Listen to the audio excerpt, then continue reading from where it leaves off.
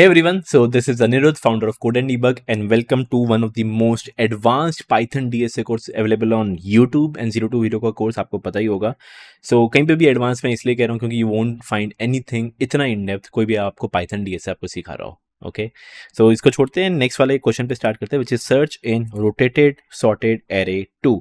Just make sure इसका एक pre requirement है या search in rotated sorted array 1 आपको आना चाहिए. सो इसका जो वीडियो मैं आपको ऑलरेडी बना चुका हूँ, अगर वो वीडियो नहीं देखा प्लीज़ मेक श्योर पहले वो वीडियो देखो और फिर ये करो, क्योंकि अगर वो नहीं किया होगा तो दिस वोंट बी, मतलब आपके दिमाग में जाने नहीं वाला ये. ओके सो जिनको पता है कि जिन्होंने 1 वाला किया हुआ है, इस वाले क्वेश्चन में भी सेम है. The array would be sorted, you can see sorted part है, it can be rotated, you can see 1 2 3 4 है, फिर जाके 10 11 12 13 14 जो भी है, तो it is rotated also. But the only difference is in this कि जो elements है basically that can be duplicates. So इस केस में you can see 11 11 दो बार आ रहा है, that is okay, 12 12 दो बार आ रहा है, 13 13 13 तीन बार आ रहा है. So basically इस केस में the elements the array can contain duplicates, and इस केस में आपको इंडेक्स रिटर्न नहीं करना, you just you return true या फॉल्स कि इफ दैट एलिमेंट एग्जिस्ट और not. So for example if I से 11, सो 11 एग्जिस्ट करता है, हाँ करता है. सो इस केस में you just need to return true, you don't need to return index, याद रखना. नेक्स्ट टारगेट वैल्यू 3 या 3 एग्जिस्ट, तो just return true. And last एक एच केस जो कि पता ही है आपको, 8 the 8 element doesn't exist, so just return false. So ये था सिंपल सा क्वेश्चन. आई होप क्वेश्चन आपको समझ में आ चुका है. प्लीज़ मेक श्योर वीडियो को पॉज करना. एक हिंट दे देता हूँ, आप लोग होंगे तो ये तो पीछे वाले जैसे क्वेश्चन जैसा सेम है, तो क्यों ना सेम पीछे वाला जो क्वेश्चन है वो मैं अप्लाई कर देता हूँ एंड आप आउटपुट आ जाएगा. देखो एक बार अप्लाई करके देखो, आपको खुद ही पता चलेगा कि क्या गलत हो रही है. सो हम देखते हैं कि क्या इसमें केस ऐसा है कि जहाँ हम मार खाएंगे, पिछले वाला जो कोड था क्यों नहीं इधर वर्क नहीं करेगा. So let's see and let's get started. अगर आपको हमारा कंटेंट, हमारा एक्सप्लेनेशन पसंद है तो make sure to subscribe code and debug. Also मैं आप लोगों के लिए एक ऑफर लेके आया हूँ कि अगर आपको डीएसए लाइव सीखना हो तो we at code and debug are also running live batches. ये लाइव बैचेस के अंदर हम आपको पाइथन कोड से लेकर एडवांस लेवल तक सिखाएंगे एंड डीएसए के around about 400 leet code question हम सॉल्व करेंगे. अगर आप सोच रहे हो कि ये लाइव सेशन सिर्फ ऑल्टरनेट डेज या वीकेंड्स पे होने वाले, ऐसा कुछ भी नहीं है. ये सारे live session Monday to Friday each and every day 1.5 hours के लिए चलेंगे. ये लाइव सेशन में हम आपको लाइव डाउट सपोर्ट भी देने वाले, डेली असाइनमेंट्स देने वाले एंड हर संडे को आपका इसमें कॉन्टेस्ट होगा. ऑल्सो अगर आपको सेल्फ बेस्ड लर्निंग पसंद है तो हमारे पास एक प्री रिकॉर्डेड कोर्स भी है जिसके अंदर हम सॉल्व करेंगे 400 to 450 LeetCode questions. Live session and pre recorded course की डिटेल इस वीडियो के डिस्क्रिप्शन के अंदर हमने दे दी हुई है, तो just make sure to tap the link below. तो लेट्स गेट स्टार्टेड. याद रखना इसमें जो ब्रूट फोर्स सॉल्यूशन है वो आपको करना है, मैं नहीं करवा रहा, आपको स्पून फीडिंग नहीं दे रहा. अगर टारगेट की वैल्यू लेट सपोज इस केस में है 1, if target equal to 1, so brute force solution क्या कहता है कि एक एक करके आइटरेट करो, जैसे एक बार आपको 1 मिल जाए तो जस्ट रिटर्न ट्रू. आपको इंडेक्स नहीं रिटर्न ट्रू करना है, वो आपसे हो जाएगा. पर let's get started with the direct optimal solution कि क्या है. सो एक बार अप्लाई करके देखते हैं वो वाला सॉल्यूशन जो हमारा था, which is low mid high वाला. स्टार्ट करते हैं. So low high and that is 0 + 13 divide by 2 that is 6. मेरा 6 निकला मिड. यहाँ पे देखना दिक्कत क्या है. मैंने बोला था 3 नंबर्स अपने पास, विच इज 7 7 एंड 7, करेक्ट. सो कहने से आपके पास एक 7 है, दूसरे एलिमेंट भी 7 है और हाई भी 7 है, ऐसे एंड ऐसे. यार तीनों सेम नंबर है, आपको कैसे पता चलेगा कि जो टारगेट है 1 वो किधर एग्जिस्ट करेगा. आपको तो इन सब के एलिमेंट्स के बारे में तो मालूम ही नहीं है, वो तो आप देख पा रहे हो कि 1 इधर है, बट ये सब एलिमेंट्स को मालूम ही नहीं है आपको कहाँ जाना है.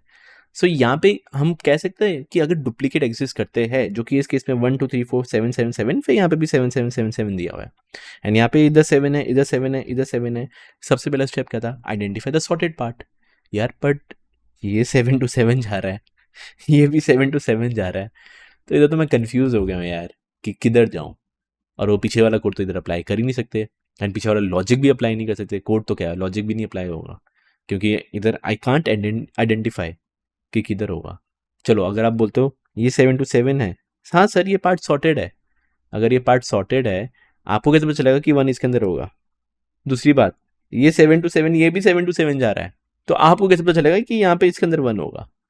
सो फिर बात आती है कि अगर ये क्वेश्चन या जो लॉजिक हमने पीछे वाले क्वेश्चन में किया था, अगर इसमें नहीं अप्लाई कर पाए तो व्हाट कैन वी डू, क्या करें. सिंपल सा है. उस वाले केस में क्या था कि there were no duplicates. Do you guys agree कि वहाँ पे डुप्लीकेट्स नहीं थे.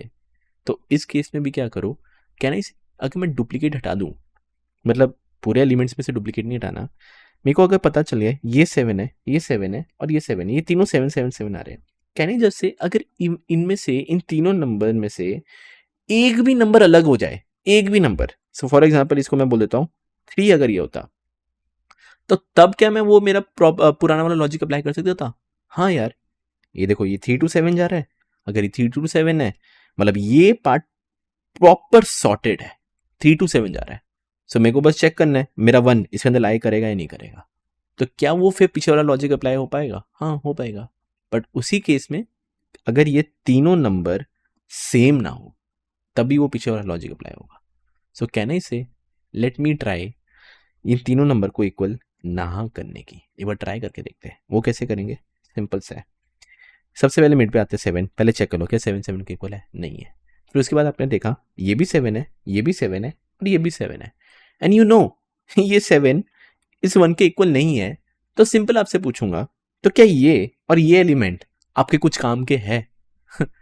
ये 7 और ये 7 कुछ काम का हुआ आपको? ये सर्च स्पेस में आप इंक्लूड करोगे? आप बोलोगे नहीं यार ये तो कुछ काम का ही नहीं है, क्योंकि ये 7 इसके इक्वल नहीं, तो ये इसका क्या काम? तो कहने से इसको और इसको एलिमिनेट कर दो। करते हैं एलिमिनेट। एलिमिनेट करने के लिए क्या करेंगे?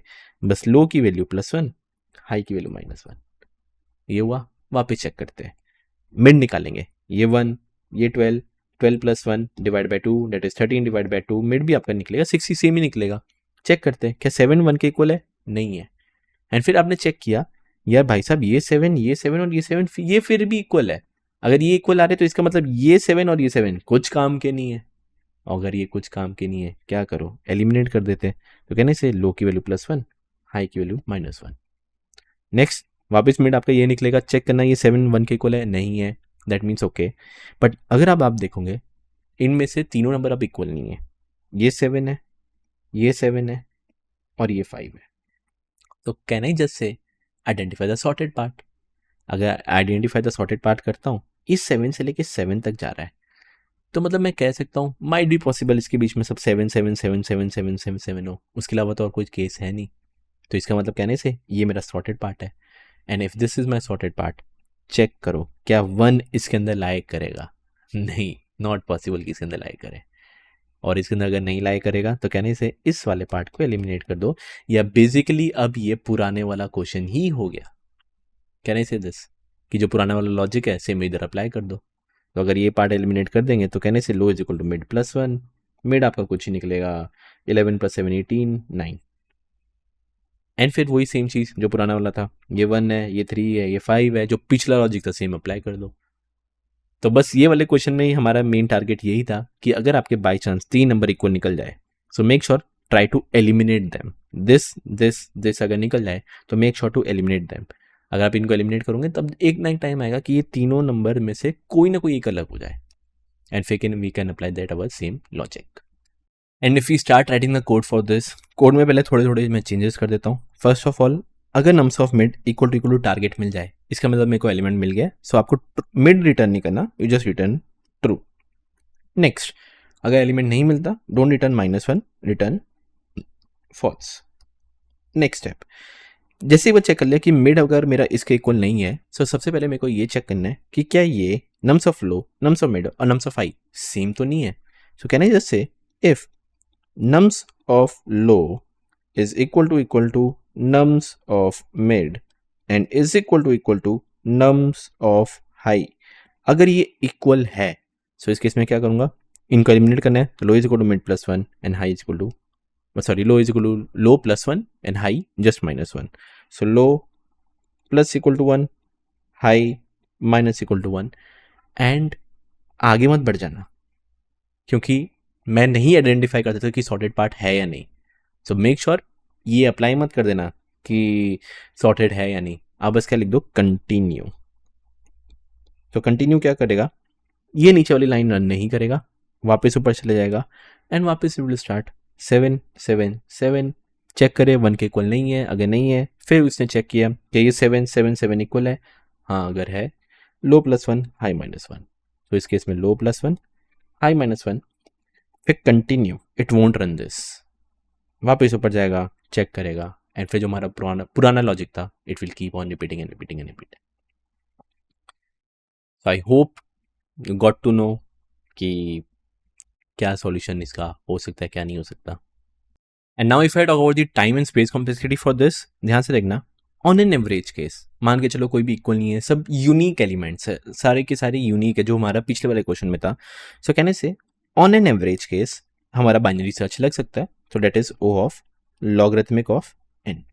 वर्स्ट केस देखते हैं। सो वर्स्ट केस में व्हाट इफ आपको कुछ एरे ऐसे मिल जाए 7 7 7 7 7 7, एक सिंगल वन, फिर अगेन 7 7 7, तो आई नो पहले ये और ये एलिमिनेट होगा, तो एक बार लूप चला, फिर ये इधर आ गया। नेक्स्ट वापस this and this will get eliminated, दूसरी बार लूप चला, फिर ऐसे करते थर्ड लूप, फिर फोर्थ लूप, फिर फिफ्थ लूप। तो ऑलमोस्ट ऐसे सब एलिमिनेट करते करते कहने से अगर इसकी लेंथ 13 है, मेरा ऑलमोस्ट ये 6 बार चलेगा, वापस ये कुछ एलिमिनेट करेगा, दिस एंड दिस ऐसा कुछ होगा, तो 6 बार चला ये मेरा loop. So that is almost divide n by 2 times. Almost कह सकता हूँ कि एक एक करके अगर मैं एलिमिनेट करूँ तो n बाई 2 टाइम्स चलेगा। तो वर्स्ट केस में my time complexity is n by 2, अगर इस तरह का कोई एरे होगा तो। So that was the simple average and worst case. आपको समझ में आ चुका कि क्या है। Space complexity is O of 1। मैं बंच ऑफ वेरिएबल ले रहा हूँ, लो हाई एंड मिड इन सब क्या है, तो आई थिंक समझ में आ चुका होगा कि स्पेस कॉम्प्लेक्सिटी की है, O1 क्यों है। So I hope if you are clear with this, please make sure type in clear. Discussion forum में कुछ लिखना है लिखो। If you want to WhatsApp, email, what's कुछ भी करना है, मेरे से बात करनी है, करना कर सकते हो, कोई इशू नहीं है।